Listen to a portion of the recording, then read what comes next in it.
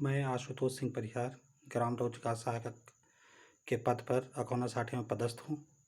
आज दिनांक 19/3/2021 को जिला पंचायत सीओ हिरेन नारायण जी द्वारा निरीक्षण किया गया। कार्यों के निरीक्षण के दौरान तालाब में निरीक्षण कर रहे थे।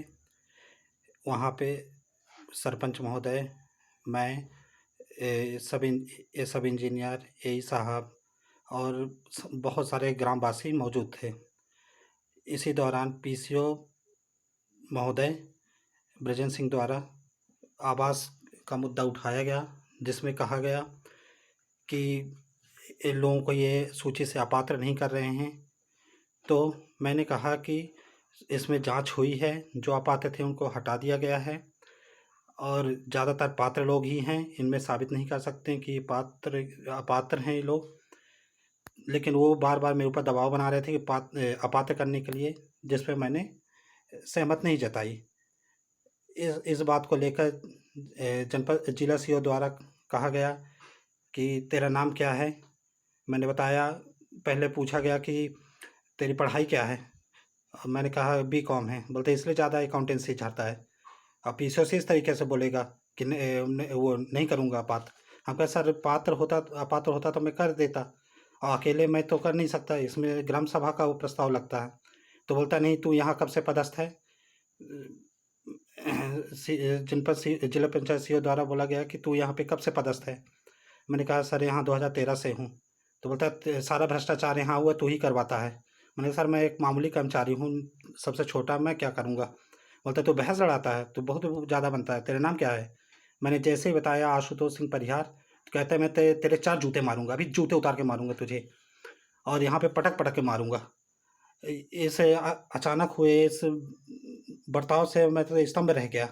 हालांकि मैंने अपने पद का मान रखा और मैंने कुछ नहीं बोला, लेकिन एक आईएएस को इस तरीके से बदतमीजी से बात करना क्या मुनाजिम है। क्या एक छोटे कर्मचारी के साथ ऐसी बातें करनी चाहिए कि आप जूते मारने के बोल दें। और क्या मैं स्वाभिमान बेच के नौकरी करूँगा।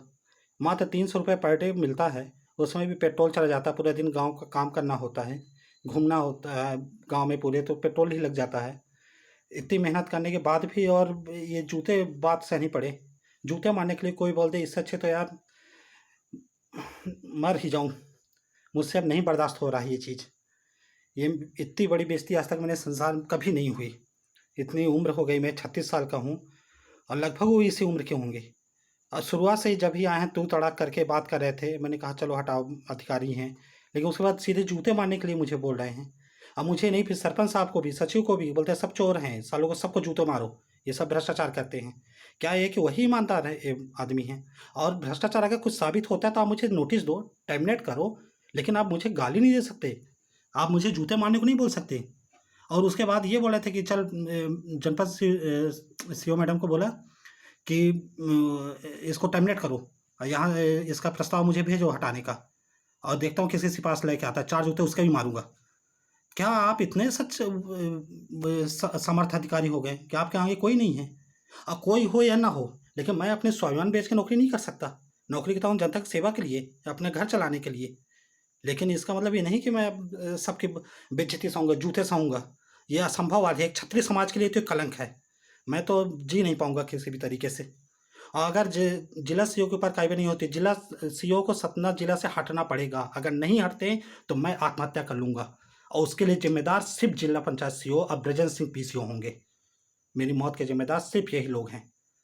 और साथियों, अगर मैं कुछ करता हूँ, नहीं होता, मुझे न्याय नहीं मिलता, मुझे कुछ गलत कदम उठाना पड़ता है, तो मुझे उसके लिए क्षमा करें।